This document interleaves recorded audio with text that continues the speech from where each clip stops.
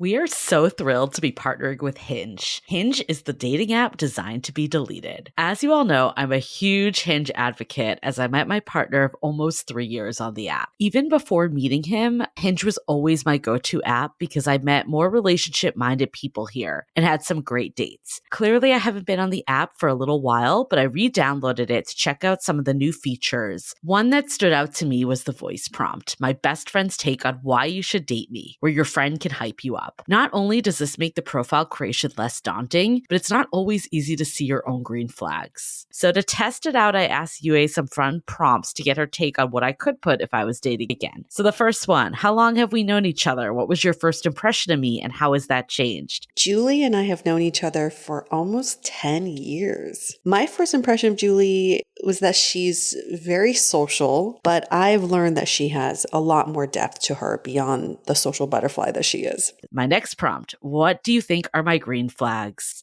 I would say she's deeply loyal. She believes in love, curious mindset, and she is fearlessly ambitious. And then last but not least, what kind of friend am I? Julie is the kind of friend who will always have your back, no matter what. Damn, that feels nice to hear. So download Hinge and try voice prompts today. Then find someone worth deleting the app for.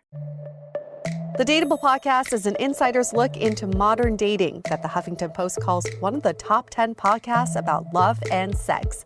On each episode, we'll talk to real daters about everything from sex parties to sex droughts, date fails to diaper fetishes, and first moves to first loves. I'm your host, Yue Xu, former dating coach turned dating sociologist. You'll also hear from my co-host and producer, Julie Krafchick, as we explore this crazy dateable world. Hi, friends. Welcome to another episode of the Dateable podcast. We are, I don't know, I'm out of words for excited, ecstatic. We are intrigued by this week's episode. Let's just say that. We're intrigued because the question we want to answer is love blind? What do you think, Julie?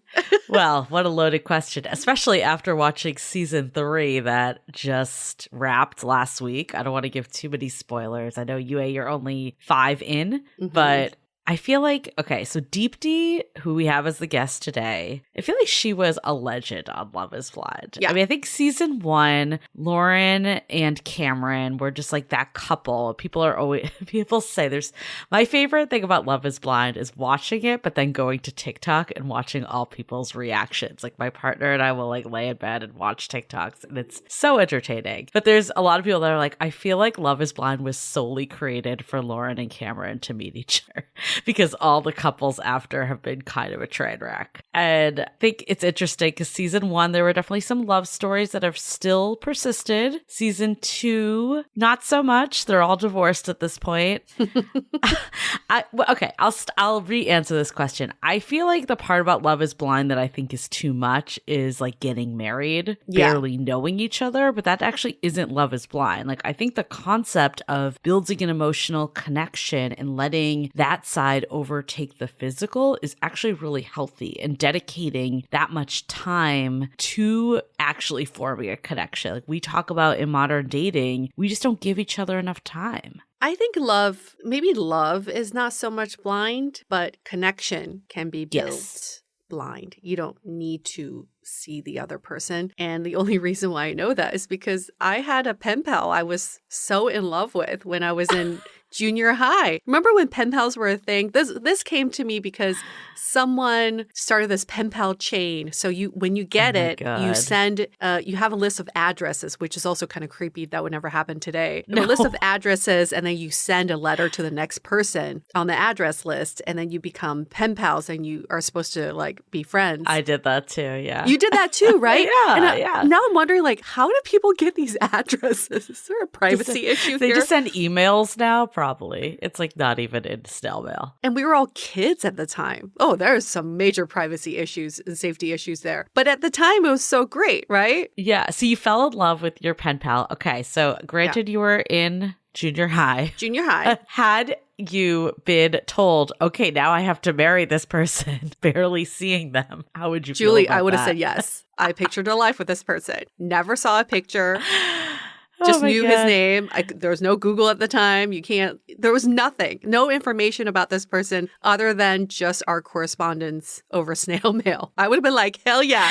I think it's so interesting watching Love is Blind. I know it's a reality TV show, but I do think it captures, the essence of so many daters. And we had our past guest, Dr. Diane. She's very popular on Instagram, and she actually dissects all the Love is Blind characters because she's a therapist. Mm-hmm. And, I feel like a lot of them, when I'm watching, I'm like, I wish you were listening to Dateable because you're just diving into stuff. Deepti, I think, in my opinion, was still the standout character, even another season deep, no pun intended. And, we had been talking about this for a while. We're like, if we were to pick one person from Love is Blind, who would it be? And I remember doing this in our sounding board group and having this topic, and everyone was like, Deepti. The reason for that is that she sent just such a strong message of, I choose myself. We're going to go into Deepti's story fully, but for anyone that's unaware, she was just, at least the way it was portrayed, and I think what she found out more after was she was, not treated well by who she was with. He was talking a lot of shit about her, saying he wasn't attracted, things that were very hurtful, especially when you think that you're building a connection with someone. Yeah, you think you're in love with this person. Yeah, and on this season, there was the same dynamic happening with Zainab and Cole, and I'm not going to give too much away for you, UA, because I'll just say the finale and the reunion, there's some shit that goes down with that. And no way. Yeah, I mean, I'm sure we already had a spoiler in our Facebook group, and probably for most of you that are diehards, you've already seen it. But for UA's sake, I won't go into it too much. I'm gonna watch I'll just say she did actually. What was interesting, she did put up a post about all the shit that happened, and she made a comment that actually her and Deepti's weddings were only a week apart, even though they aired the season years later. So she didn't know that the same kind of storyline played out for Deepti. I'll just say it was handled in a very different way. I'll just leave it at that. But yeah, I think the part about Love is Blind that can be really painful is it sets you up to connect on this emotional level. But we all know that attraction does play in to some degree, right? Or it just becomes platonic. And I think it's really hard when people can't reconcile between the two and it's on TV. What I loved about Deepti was she caught my attention on the very first episode. Before even the whole shake thing went down, I just looked at my screen and I was so drawn to her because I was thinking, this is a strong, confident woman. But this show just proves even a strong, confident woman can still be blindsided by someone, because when your emotions are involved, you become vulnerable to something like that. And that is okay. I think that's more of the message. It's not like, oh, even a strong ass woman can be tricked by an asshole. No, it's it's possible, and that is okay. And we can move from that as long as you recognize that you were mistreated. And she was terribly mistreated from what we saw. It's really bad what Shake said about her. And if I had known what my partner said about me, I would be so hurt. The way she handled it with so much grace and so much empowerment. You're like, yes, Deepti. And that's why we are so happy to have her on our show. But do you remember, okay, even in real life, this happens. Do you remember, I'm not going to say names because I'm not going to out people, but there was a guy that UA and I knew that was with his girlfriend, and he would talk shit about her all the time. And I'm like, this is terrible. I cannot think of anything worse than your partner behind your back talking about how crazy you are or annoying or how they're not attracted to you. All of that, it's just so hurtful. And I'm sure she didn't know the extent of it. Are they still together? I don't know. I think they are. That was horrible. I remember you and I were like, this is just so bad. Stop. You look like an asshole at the end of the day. You're the one that looks like an asshole. If you are acquaintances with the girl and you hear her boyfriend talking shit about her, what would you do? Would you tell? Because if I were the girlfriend, I feel like I would want to know, but would I want to know from someone I didn't know very well? I mean, I didn't feel like we knew her that we knew him more than her, and we barely knew him. He wasn't like a close friend of ours. I would never like go up to her and say something, even though, yeah, like in theory, I would want to know, because the best thing you can do is choose yourself, like we're talking about today. But at the same time, like, how do you have that conversation, even with a close friend? I feel like it'd be a really hard conversation. It's so hard because it'd be so hurtful. It's almost worse than telling someone their partner's cheating on them. It is. It's like emotional cheating in a way, like not with another person, but just deception and the way that it's going down. I mean, I think choosing yourself, it doesn't have to be so drastic either. Like I'm thinking back on my life, and I definitely had a choose myself moment, especially in my past relationship. For anyone that's been with us for a bit, over the pandemic, we kind of gave it that like, we're either doing this or we're not. And I remember I went into that totally different than I had. This was an on again, off again relationship that had gone on since 2015. So we dated for like a year in 2015 and then to 16. And then after that, it was kind of a cycle. And it was, you know, I still think highly of him as a person. He wasn't a bad person. He just had a lot going on in his life. And I put him first. Like I definitely put him first, and was like, oh, like this needs to get fixed. But once it does, like we can be together and happy and all this stuff. But I wasn't thinking about myself. And like, I'm just like at someone's mercy of them fixing things that I have no control of. Like that isn't really what I want. And I definitely had that moment of, this isn't the relationship I want. This isn't the way I want to be with someone. And ultimately ended it because I got to the point of choosing myself.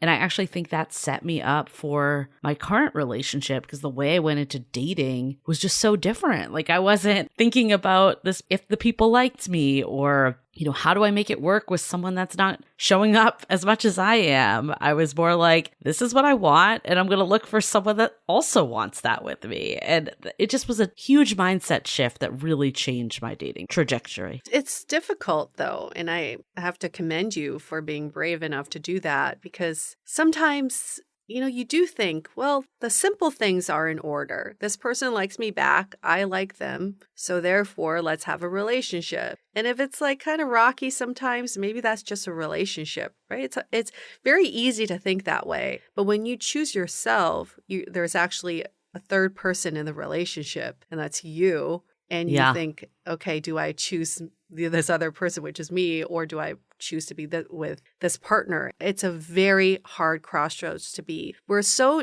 taught in the society to not be selfish. Selfish is such a terrible negative connotation to it, but I think it's making a comeback, because being selfish means prioritizing yourself so that you can give fully to the people around you. And if you put other people before you and you haven't given to yourself fully, it's not fair to anybody in your life. Yeah, I mean, throwback to our episode last season we did with Confident Collective podcast with Christina and Rayanne. I think that one was all about this. It was like, how do you put yourself first? But what's the difference of being selfish? And I think we're socialized, especially as women, hetero women, just the way kind of the patriarchy is with relationship to men. We've been socialized to kind of be like, oh, we'll just like do what you need in a way. And it feels wrong to put ourselves first because of the way relationship dynamics were with gender roles. But that's not the world we live in anymore. And we do need to put ourselves first. We also have this tendency, a lot of us, we balance multiple people's needs. It's not just catering to one other person. Yeah. And I recently faced this because I'm like trying to rearrange some travel plans, and I'm trying to please everyone that would be affected. And then I sat myself down last night and asked myself, what would you want? What is your ideal travel itinerary? Let's go from there. And it was very refreshing. Deepti was in the back of my mind going, choose yourself. What do you want? What would make you happy? Because I realized if I had tried to please everyone, I actually end up pleasing no one. I would come into this itinerary probably feeling tired or resentful, and then I wouldn't be able to have a good time with the people that I'm on this trip with. So yes, I think first and foremost, ask yourself, what is it that I want right now? And then you can start thinking about other people's needs. I love that, because that takes it outside of dating into everything. Have you had a time, though, in dating and relationships that you chose yourself that you can recall? Good question. Good question. Yeah, I think saying no. Sometimes just saying no is good.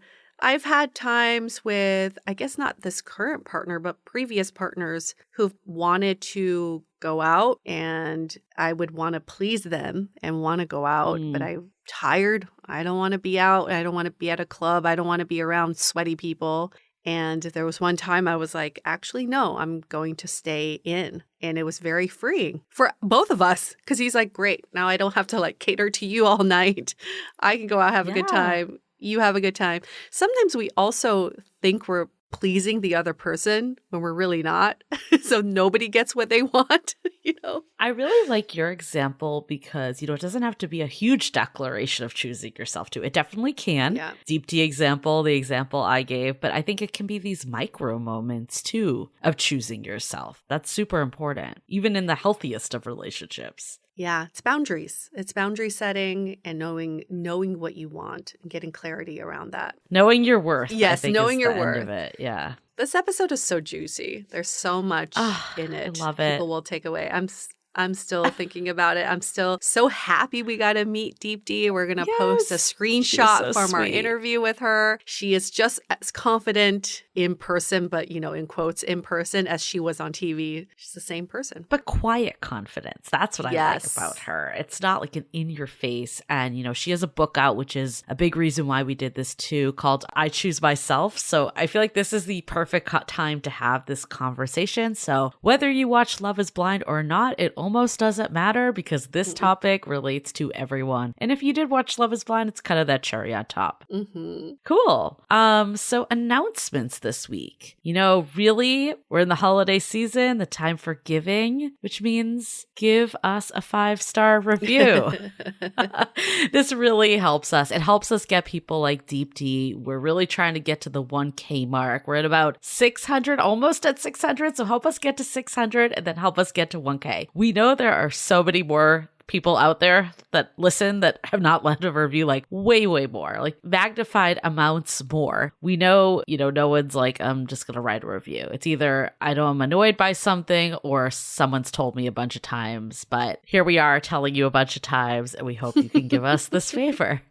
It's also the season for giving, so share this with a friend. I'm sure you have a friend out there that either needs to hear this message or can relate to this message to even just see how far they've come. Even if you're out of it, you're out of the thick of choosing yourself and you feel like you've made that progress. I know for me, just hearing it, I'm like, oh my God, it's a reflection of how far I've come. And sometimes we forget how far we've come with dating. We put things in, I'm single, I'm in a relationship, but there's magnitudes between all of it and every day is growth. So let's celebrate that. Let's send it to a friend and follow us on Instagram so you can see these videos of Deepti at Dateable Podcast.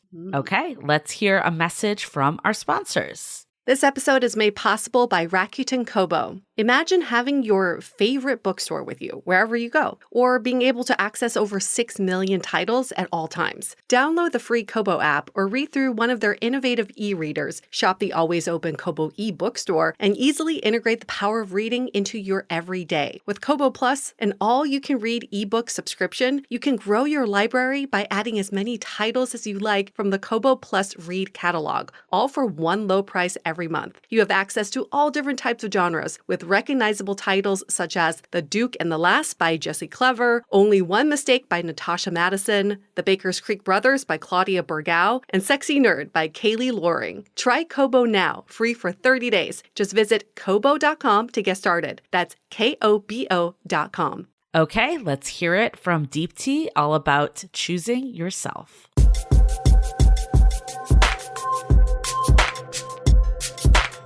Deepti, to say that we're excited, it's an understatement. Okay, we've been wanting to get you on Dateable for a while, but we know you were doing a lot of press after your season ended. So, we let you do that. But now we get you after Write your a book has come out, right? We want to know all the developments, but it's so nice to have you here with us. And for anybody who doesn't know Deepti, she is a breakout star from Netflix Love is Blind Season 2. She's also the author of the book I Choose Myself. It was famous 3 words. She's 31 years old, lives in Chicago, originally from India, and pretty single, and also been taking a dating sabbatical. We want to hear about that for sure. Let's give a recap of what Love is Blind is and your season. Julie, do you want to do the honors? We love the show so much. Sure. Yeah. For anyone that's been living under a rock, most people probably seen this, but for anyone that didn't, Love is Blind, you basically fell in love with sight unseen and then got engaged. Like that's the kicker with the whole thing is that you have to get engaged. Deepti, you got matched up with Sheikh, who may have been one of the worst characters on Love is Blind. I feel like he is definitely got in the heat, but really what came out is that he was saying all this terrible stuff about you, like while pursuing a romantic relationship behind your back. And ultimately, when it came down to the day, do I take this person? You said those 3 words, I choose myself. I do not choose you. And that is clearly the catalyst. I think we've all been in that situation before where you're dating someone and, you know, that respect is just lacking. And ultimately, that choice needs to be made to date yourself. So I guess like we're going to go into the choose it yourself bit. That's the crux of this episode. But from your perspective, we only saw reality TV. Like, did you know this stuff was going down with Sheikh, or like, was it a surprise? Like, when did you find out that he was saying all this stuff? Yeah, I think like during filming, your emotions are so heightened, and just going through that process, like I was very invested, and it seemed like he was invested right back at me. I mean, I did see the energy shift a little bit when we were in Mexico. I could sense it, but it was really my castmates who kind of like were giving me hints about how he was talking about me behind my back. And so as we were living in Chicago and continuing, a couple of the guys and some of the girls came up to me and were like,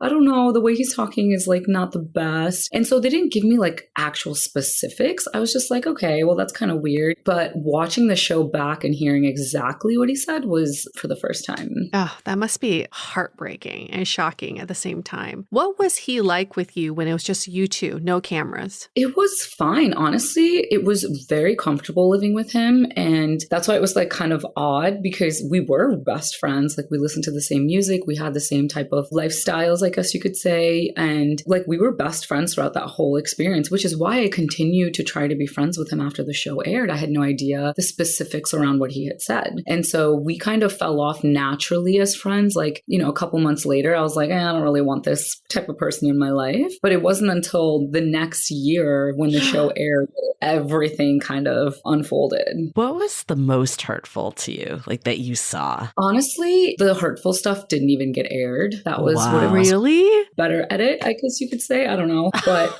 people already hated him from that. So that's I know. Crazy. Yeah, no, it was tough. I just thought I had a best friend, or at least a friend in him. And you don't talk about women's bodies or degrade them in any way. And that's just who he is. And, you know, I had to set a boundary. I don't want that in my life. Nor should anyone have that type of person in your life. You know, looking back, we always say hindsight is 20/20. And you're in such a unique position where this is all memorialized on TV. So you can really look back and think, wow, hindsight's 20/20. While you were in it, though, when we're in these relationships, it's a little hard to not have the blinders on. So when you were in this, did you see any red flags now looking back? I probably should have paused for that. 100%. There's so many moments where even in the pods, asking questions about people's weight, asking people about their dress sizes. Can I carry you on the shoulder? Those are all red flags. Yeah. But he said the words that I needed to hear in those moments, and where he caught himself and he's like, oh yeah, that's not how I should be acting. That's not what I should have said. So like for him to show remorse for those comments made me think, oh, there's potential here. There's depth here. And maybe we can grow together in this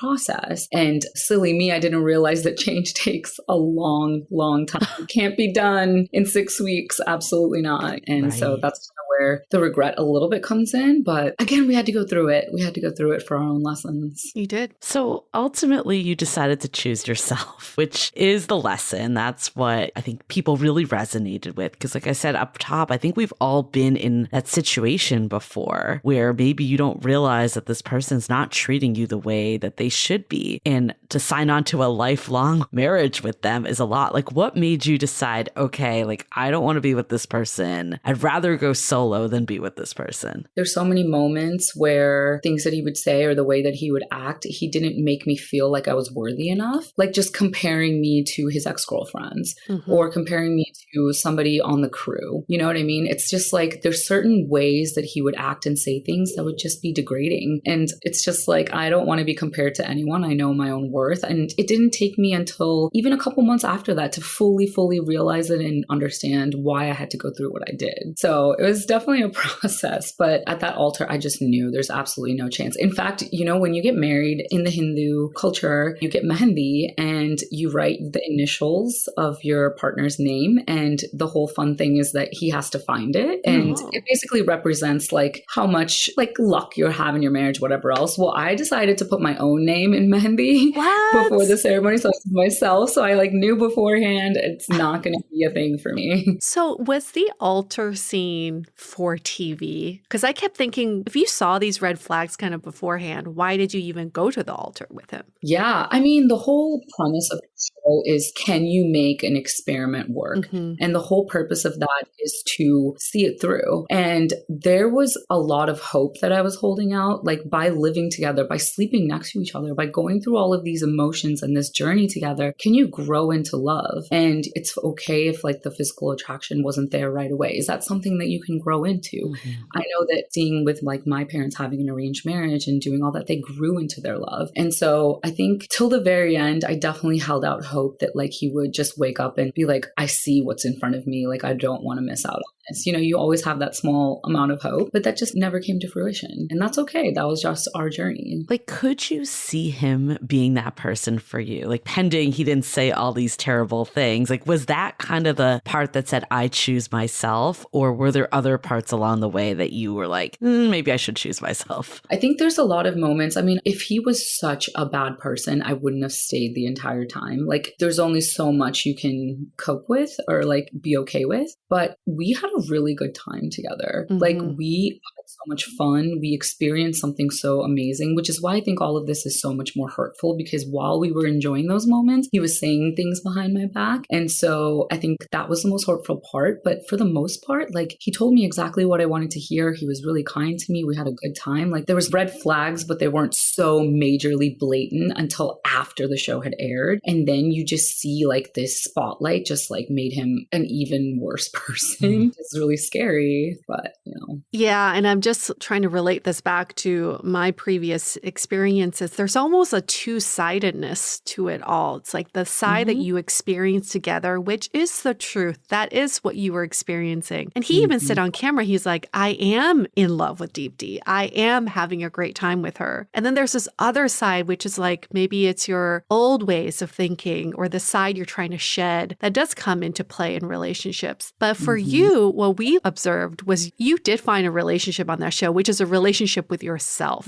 What were you learning about yourself along the way that maybe has surprised you? Yeah, just how strong I am. Like, I've gone through a lot in my life, which is why I wrote the book. The majority of the book is about my life leading up to that altar moment and not like spilling tea on Love is Blind. All the obstacles that I've gone through that have challenged my self-worth. Like, I've always looked in the mirror and hated myself. And for a long time, I lacked so much self-worth. And I realized that, you know, the last 2 years before going on Love is Blind, I put in so much conscious effort to make myself better, to, you know, view myself in a positive way. And here comes this experience where it's challenging me to the core to remember that the opinions of other people don't define your worth. And no matter what others think of you around you, you have to continue loving yourself. And that's where you'll attract the right type of people and the right type of things into your life. So that's kind of what that entire thing has taught me. It's brought me back to, okay, kind of like putting all the lessons I've learned to the test, essentially. Yeah. I want to unpack that a little more because we hear that all the time. It's like, we've done all this self-work, and it may not be the exact same self-work, but you got in yourself to a place that you feel good. And then some a-hole comes out of nowhere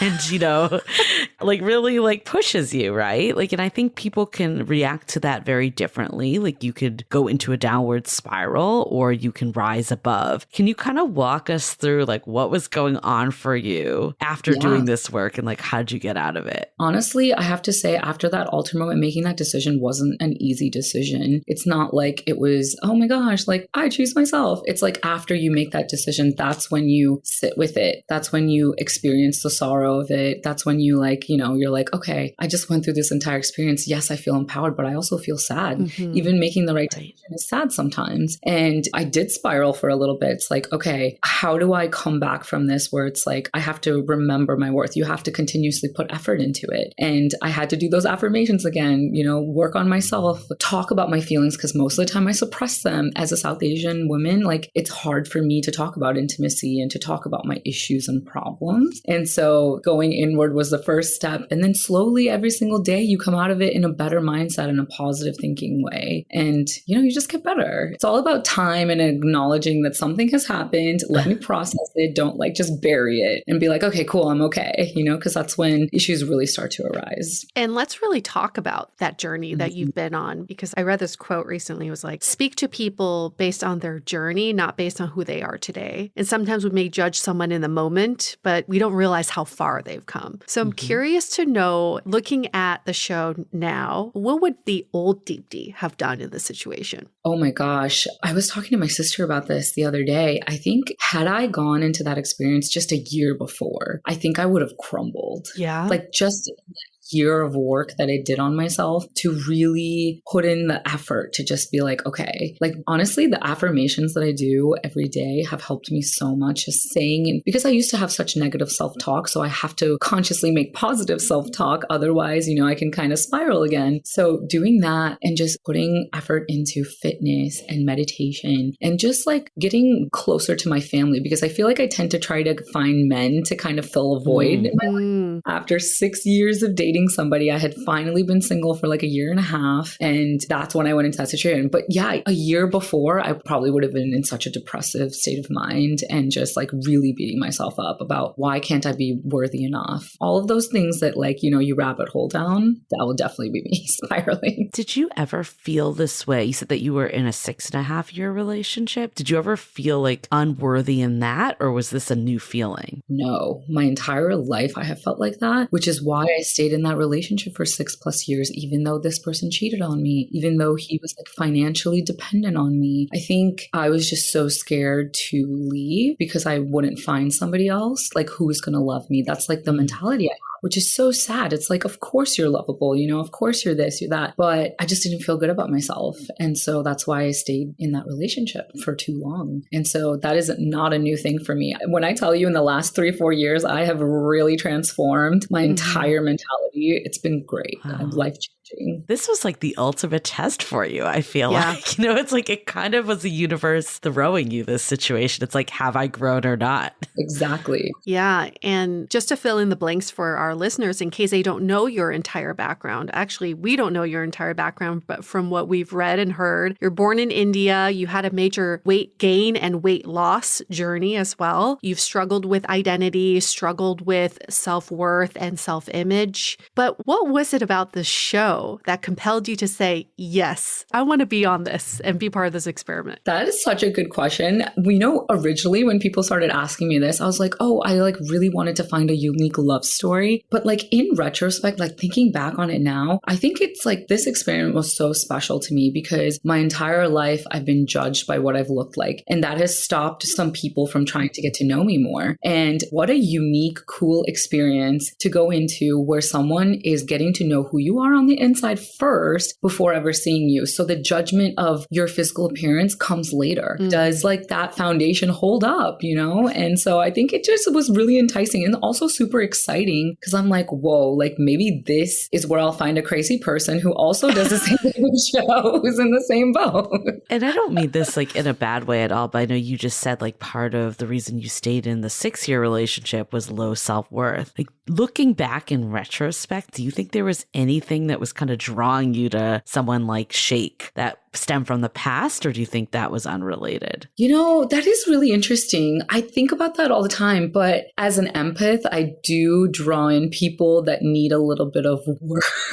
That's like, I'll do like a I can relate. Yes. like just like a little bit of an a-hole.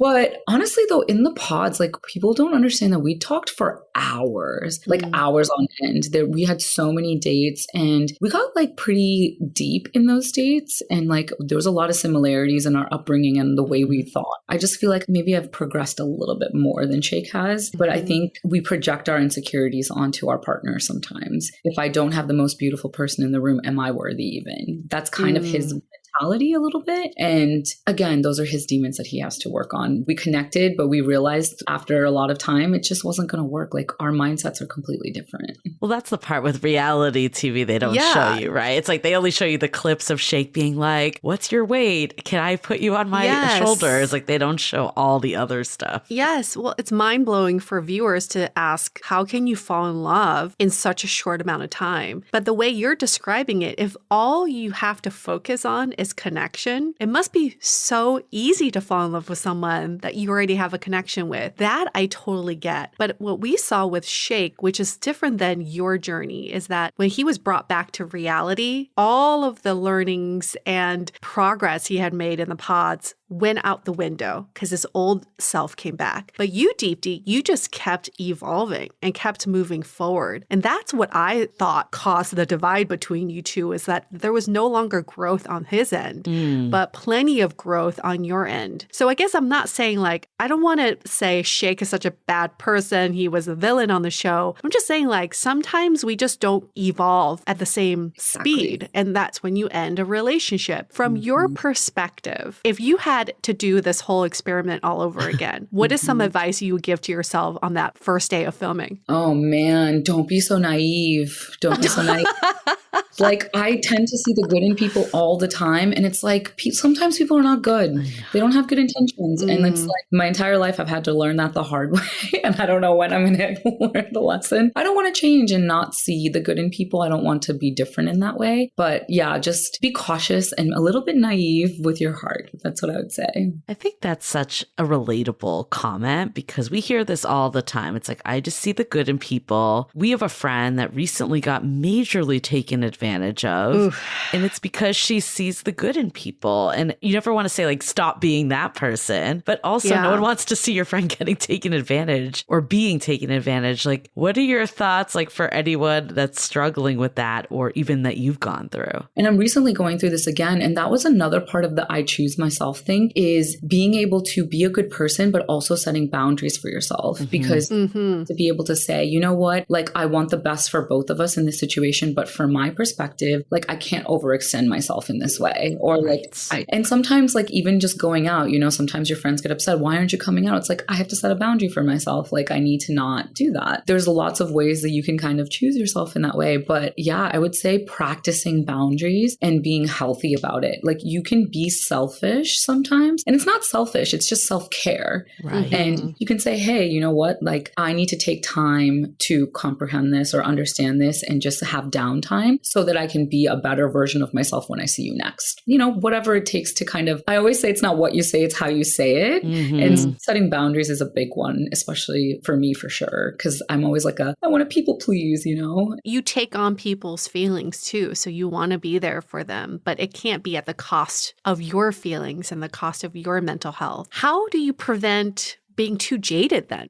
If your learning is don't be so naive, you know, you still see the good in people, but don't be so quick to see the good in people, then how do you prevent yourself from being that person that's like, all men suck, I don't ever want to date, I'm just going to be alone? See, I think you have to find the balance between that because honestly, there's going to be so many variations of people and situations. I think through meditation, I've really realized how strong my intuition can get. And when you're going through and navigating life, your body and the universe, weirdly, like it speaks to you. Like if you feel uncomfortable in a situation or if something someone said is like irking you, it's something that you need to address. If there's a feeling in you that you get where you're like, okay, that gives me the ick, or okay, this feels like the right thing to do. And I feel like following that intuition and that gut, along with just having fun and just not taking life too seriously, I think that's kind of what works for me. Yeah, I don't know. What do you guys think? How do you not get jaded? I don't know. It's $1 million question. It really is. Because you have to protect yourself. You have to protect your heart. But you also have to stay open-minded to the universe, to all the people that you're going to meet. And you can't judge people by the moment you meet them. There's a lot of getting to know each other there. But then it's like, where do you draw the line of, am I giving this person too many chances to I'm just staying open-minded? Yeah. Right? I actually think it comes back to choosing yourself too. And it is a hard line because, you always want to give people the benefit of the doubt, but not too much of the benefit of the doubt. I think it's getting clear on what your needs are. At least for me, when I got super clear on this is what I need in a partner, this is what's important. When people weren't meeting that, instead of being like, let me force them to do that, which I did before for many years, I tried to make people who I wanted them to be. It's accepting like that's not who they are. There's nothing wrong with them. There's nothing wrong with me. They're just not my person. Let's keep going and finding that person. And I think it's the I choosing myself. It's like, I want a relationship that looks like this. Like, who's going to be the person that fits that? I'm not going to make someone be it, right? Yeah, you can't fall in love with potential or what you think someone might be for you. And it has nothing to do with you if someone's like, oh, I don't think that you're the person for me. It's like, okay, cool. Like, we're not compatible. Thank you for not wasting my time. And, let's be honest. That's why I think we have to let go of expectations in certain relationships or situations and just let what comes come and let what goes go.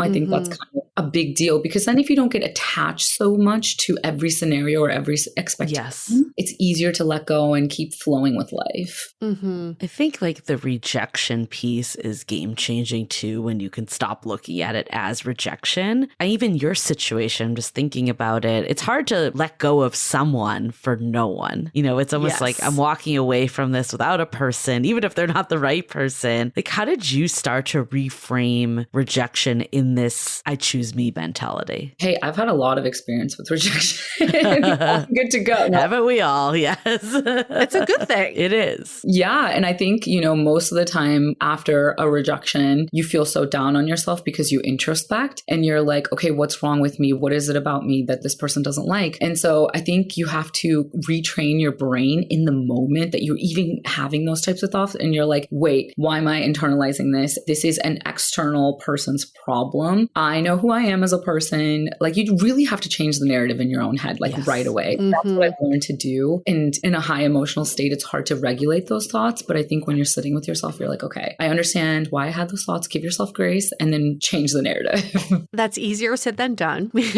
because when your pride, ego, feelings are hurt, it's hard to flip the switch on that. But in your example, we saw on TV, we witnessed you turn rejection into an opportunity to thrive. And I think that's kind of the lesson we've learned, is that when one door closes, a million other doors open for you. Yes. Not only did you become this breakout star and everyone's saying, I'm choosing myself, but also you're an author now. You can really speak on this platform. You can be almost loud and proud with what you've learned. So I commend you for that. And also you're just living proof that rejection is redirection into something that's much more exciting and more fitted for you.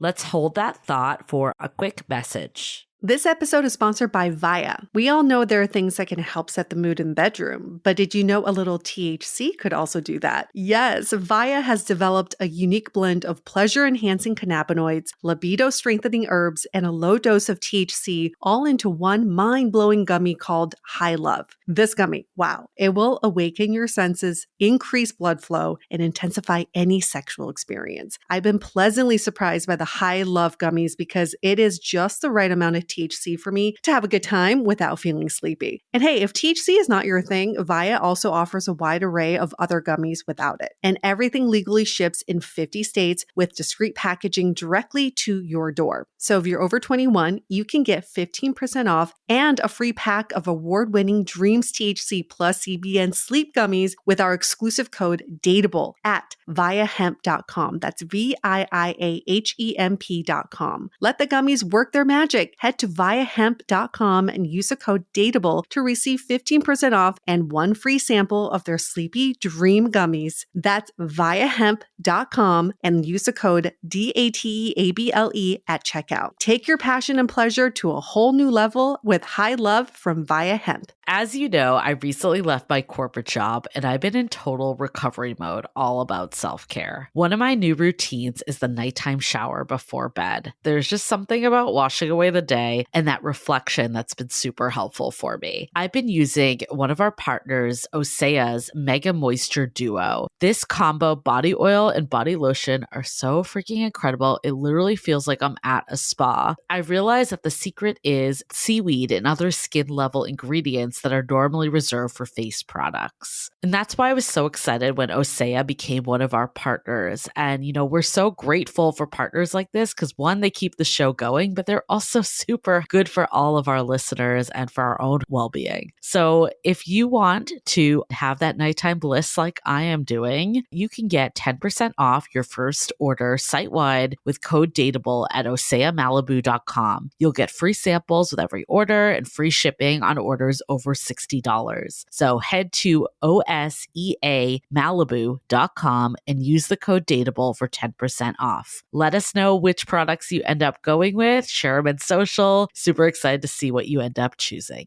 I want to go back to this connection piece as we're talking about like giving people a chance and falling for the wrong people. I want to talk about like this false sense of intimacy in the pods because I realize with every season of Love is Blind, people fall in love based on their similarities. You and Shake had the whole, I've never dated an Indian person. You would be my first. And that we come from the same cultural background. And then you're like, oh my gosh, me too. The current season is like, I'm really into fitness. Me too. I'm so into fitness. We must fall in love and we're the perfect match. We see that happening in real dating, just like people connect based on similarities, but we see that that's not sustaining. Where else do you think people can connect better on that's outside of similarities? That's a great question. And we had so many questions laid out for us. That's what you see on the back of the book. Oh, interesting. It's just like questions that you can ask your person. There's like a theme of the day, whatever else. But I would say it is hard because when you're in such an emotional state, you just connect so quickly and you like the sound of their voice and like love what they're saying. And then those similarities connect you. And so again, just like physical intimacy, you tend to forget about the characteristics that you're really looking for in a partner. Or if you say something like, I'm looking for somebody who's active, I'm looking for somebody who's creative, the other person just naturally tends to be like, I'm that person. Yeah, that's me. That's me. But it's harder to say those things than actually putting it into practice and being those things, right? And so I think sometimes we tend to get ahead of ourselves and we get caught up in the feeling of that similarity, like you said, or that familiarity with that person. And you ride that wave instead of being like, wait, I see this one little red flag and I know that's going to stop me later, but I'm going to ignore it right now. Yeah, I think it comes down to like the way we date is not in a choosing myself mentality. It's a I want to be chosen mentality. And that's exactly why it's like, I'm a little active, you're a little active. Great, I can be active now. I can be that person. Yeah, they're like looking for someone that runs like half marathons and you're like, well, I walk around the block. I'm clearly active, right? It's like, what does it mean? But I think that's because we don't want to be rejected. We want our self-worth to be defined by this other person. And what it sounds like you've like made the jump to, and I really think this is the key of dating, is to find that within yourself or within loved ones that are not a romantic partner and not make yourself mold and instead look at it like, okay, this is who I am. If this person isn't the right match for me, then like we're just going to go on our separate ways, not I need to mold myself into that person. And honestly, I'm victim of that in my last relationships, even with Shake, and I saw myself doing it a little bit with Kyle also, is I would mold into their life a little bit and be like that perfect version for them. I would like slowly start to do things that I knew they would like. It creates this attachment essentially. And you're like, they're not going to leave me because I am trying to be the perfect version of me for them, but not just a perfect you for yourself. And so, I tend to put other people's needs before mine. And that's when you see the shift happen because people can recognize when you don't love yourself. That shit is like exuding, Yeah, when you just like put that love inward, you just become so much more radiant. And that's what draws people in. I think the other way, it's like when you get attached, people are like, you're indisposable essentially, because you're like, oh, well, like she'll do whatever and kind of take it for granted. It's the opposite of the intention, which is funny. Exactly. Right. It's just like human nature to just take advantage of something that's always there. I think of the metaphor like, are you a tree that's growing or are you a river that's just flowing into someone else's river? And if we can just stand tall as trees and we're growing, we can coexist together, but you don't necessarily have to morph into someone else's space. And you brought up Kyle, so we might as well just go there. Kyle was another cast member.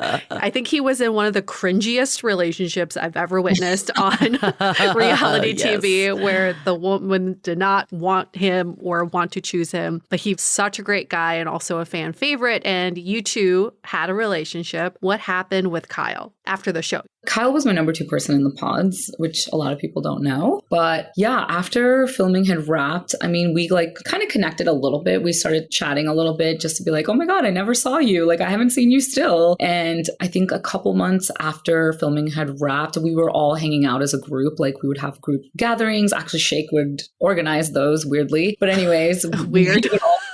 Yeah, there's a lot that happened after the filming. Shake and I slowly, like, we stopped hanging out. Like, I just didn't really enjoy being around him. But Kyle and I got to know each other so much more. We created this amazing friendship. He's became one of my best friends. And obviously there was romantic feelings considering we dated in the pods and whatnot. So anyways, come after the altar filming, we were kind of forced to address the feelings that we kind of were hiding for each other. And we thought, let's jump into it. It's now or never. Like, we have feelings for each other. If we don't do something about it, like, are we going to regret it? Our whole thing was we didn't want to lose our friendship, but sadly, that's kind of what ended up happening after a couple of dating. It's hard to get that back.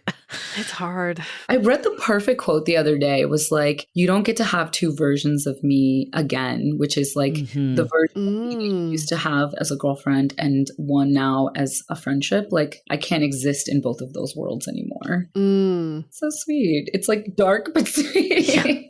So what ultimately made it not work? Like, did you have one of these I choose myself mentalities, even though it wasn't maybe as toxic as the Shake situation? There was just so much change happening in both of our lives post-show, and we were kind of navigating it all. We were trying to figure it out. And I don't think the timing of jumping into a serious relationship after that, like during that time, was smart of us, because I'm looking for something serious. And, you know, Kyle's like trying to figure out what he wants out of life still. He's trying to figure out career-wise where he's going to go. And so there was a lot of uncertainties there, and we weren't talking about the important stuff in our relationship. Like, what are our love languages? How do we, you know, we just kind of like dove in head first, I think. And there was so much pressure from the public. It was too much. So we kind of needed time apart to grow separately. I think you raise a good point, though. Like, I choose myself. It doesn't have to be this, like, this person is saying all this nasty stuff about me. Sometimes it's just like our lives aren't aligned and this is what I want. And I know this person isn't there or they're not going to give it to me. Exactly. And we had like a really mature conversation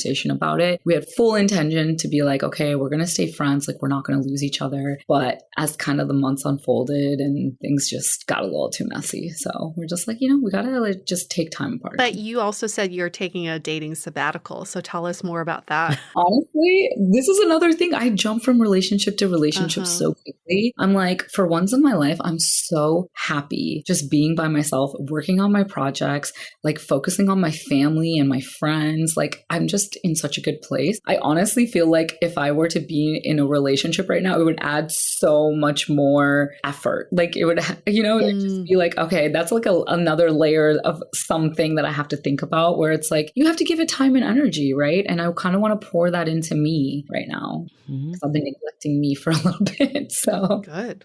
I know you talked a little bit about affirmations and meditation and some of this other stuff that's helped you connect with yourself and put yourself first with relationships. And in this case, taking time out of a relationship. Can you kind of walk us through a few more of those tactical approaches you take? Like, what is an affirmation you say, for instance? Okay, every morning, first of all, this has been game changer for me. Before I touch my phone and like get the external noise in me, I say 3 things that I'm grateful for every morning. And that changes my entire trajectory of the day. Because you look for things that you're grateful for all the time throughout the day when I start my day like that. But affirmations in the mirror, like I am strong, I am beautiful, I am worthy, I don't chase, I attract. Like these are all the things, like my heart is open to like receiving love, joy, happiness, and abundance. Just things like that kind of just like raise my vibrational frequency, I think has been so good. And meditating, I'm not going to lie to you, in the last couple months, I've had so much anxiety,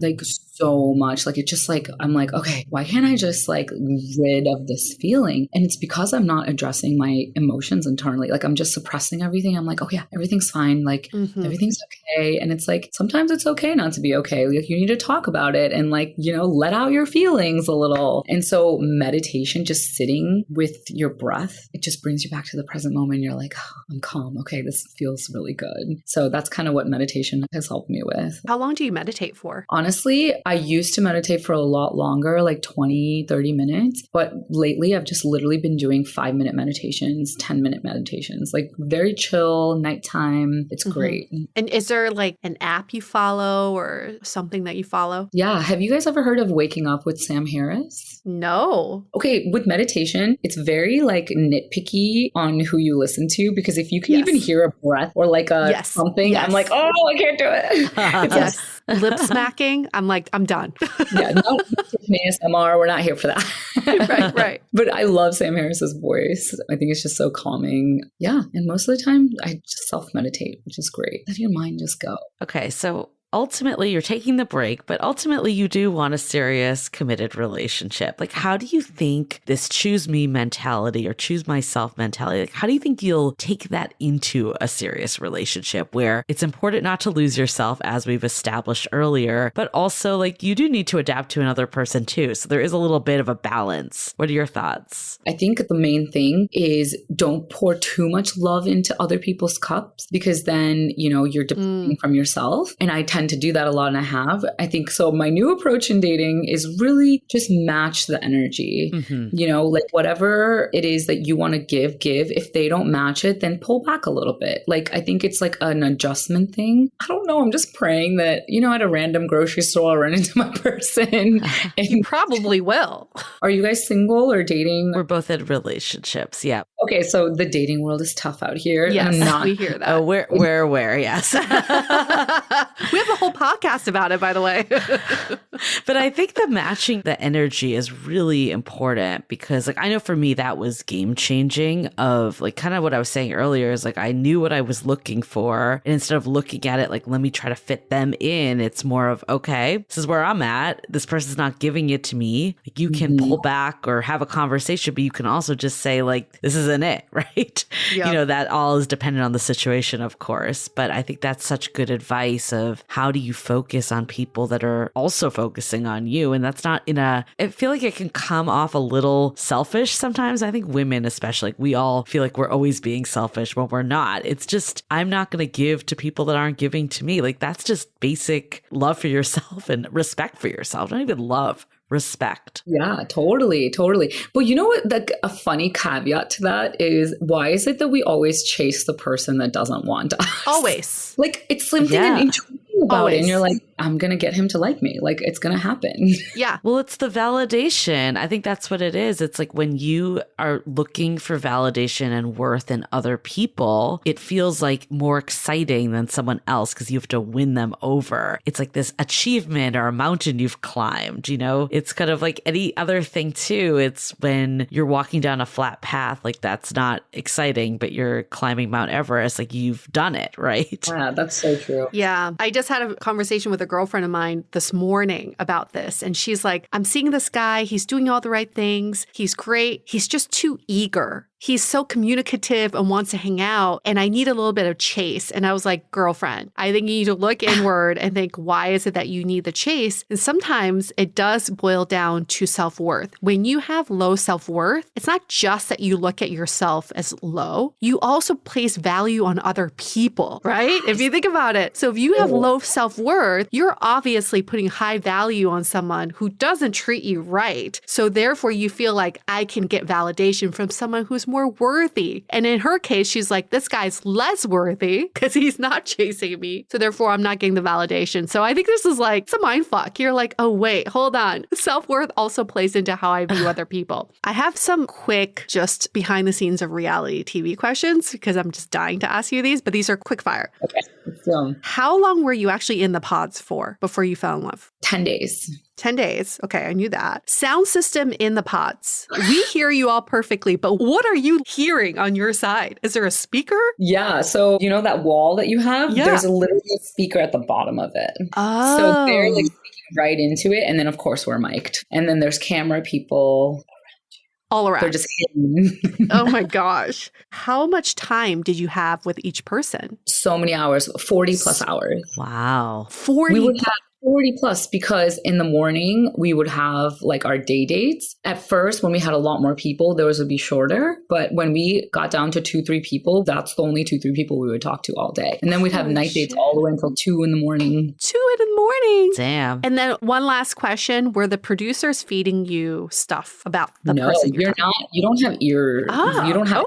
Okay. That's good to know. Actually, I'm surprised. very last question. Do you think love is blind? Like having gone through this? I think love can be blind, but it really depends on the person and their intentions and their mindset of it all. Like it's kind of like an arranged marriage. Right. There's a reason why divorces are not so prominent in arranged marriages is because both people's mindset is no matter what happens, we're making this work. No matter what issues arise, we're going to try to make it work. Right. And that's not always healthy, but the mindset of it is the same. I mean, I think there are unhealthy and healthy parts of this whole experiment and everything. But I think the part that is so healthy is that, I mean, well, I have to caveat this. You probably can't make dating your entire job that you're spending all these 40 hours getting to know someone, but you're giving someone time, which is something that we see that people aren't doing in the real world. I mean, I think like this conversation's been so great. There's been so many takeaways. I think first and foremost, we have to remember that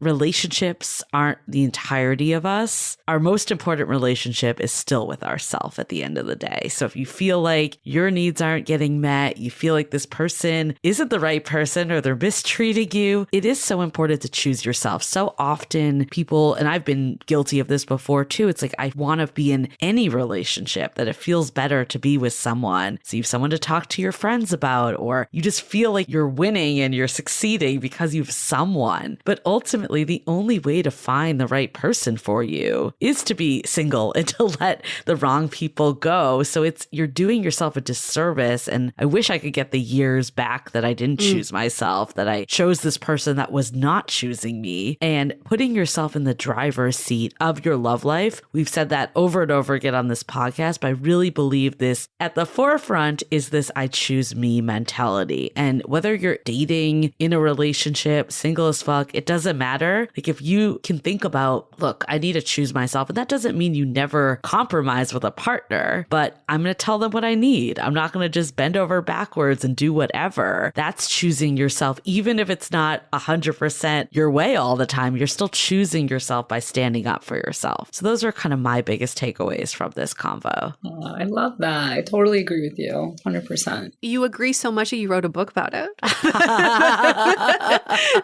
That's how much your platform has influenced us.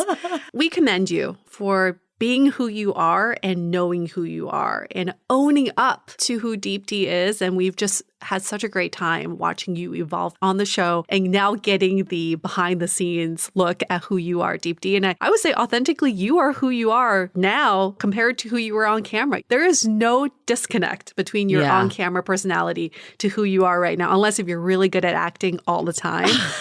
You're 24/7. You're like, no, I'm not. She's just on all the time. You're just so consistent. My biggest takeaway is when you choose yourself, it's about filling your cup so that you can be there for other people. Mm-hmm. It's like if you don't have a full tank of gas in your car and you pick someone up, you can only go so far in your trip. And then maybe then you have to rely on them to jumpstart your car or to rely on them to get you some gas. Then you can't get anywhere in your own vehicle. But if you have a full tank of gas, you feel like you're equipped to take other people on the ride. And if they choose to get out of your car at some point, you're like, it's fine. I still have my full tank of gas. I'm still going where I need to be. But if you need to get out, you can get out. Doesn't affect me. I love that about your message. And my final takeaway is I think it could be a really fun experiment for people to take one day a week and just focus on connection. Yeah. We don't have the luxury of speaking to someone 40 hours a week about our connection, but maybe just one day and choose the person that you really want to get to know from the apps or you met once or twice and say, I just want to get to know you. Let's just have a phone call and get to know each other. Having that intentionality behind getting to know someone is kind of key to establishing a foundation for a relationship. So, especially if you could pair it with getting to know yourself too, because I think ultimately that's what I'm hearing too. And we've seen this with ourselves, with other people. When you really know yourself, that's the key to finding the right partner. It's all these years of not really knowing yourself or adapting or molding or trying to fit a square peg into a round hole. That's the times, like if I look back on the times where I'm just like, what was I doing? That's what it was. Who are you when no one is looking, right? Yes, that's your most authentic self. So Deepti, your book, I'm guessing people can get it wherever books are sold.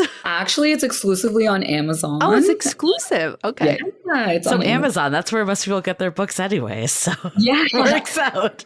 Exactly. But yeah, the audiobook has already been recorded. So stay tuned for a release date. Great. It's coming out soon. And I'm super excited about that. Yeah, recording that was intense. A beast, I'm sure. There's a link in my bio on my Instagram too. I was going to ask if there's anything else on the horizon. I'm guessing the audiobook. Anything else we should be aware of? Actually, I have a podcast coming out in the new year. So I'm sure I'll be in touch with you guys. And yeah, what's that going to be about?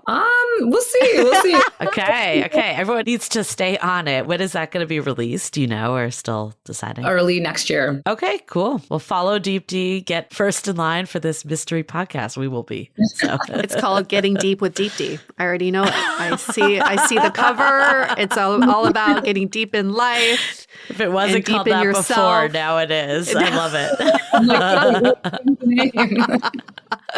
She's fantastic. Like, let me chop that down.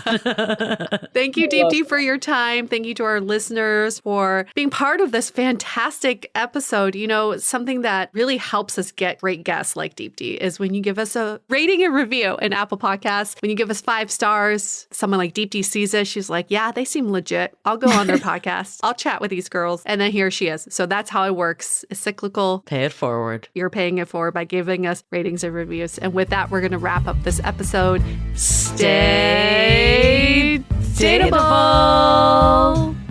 The Dateable Podcast is part of the Frolic Podcast Network. Find more podcasts you'll love at frolic.media/podcasts. Want to continue the conversation? First, follow us on Instagram, Facebook, and Twitter with the handle @DateablePodcast. Tag us in any post with the hashtag StayDateable, and trust us, we look at all of those posts. Then head over to our website, dateablepodcast.com. There you'll find all the episodes as well as articles, videos, and our coaching service with vetted industry experts. You can also find our premium Why series where we dissect, analyze, and offer solutions to some of the most common dating conundrums. We're also downloadable for free on Spotify, Apple Podcasts, Google Play, Overcast, Stitcher Radio, and other podcast platforms. Your feedback is valuable to us, so don't forget to leave us a review. And most importantly, remember to stay dateable.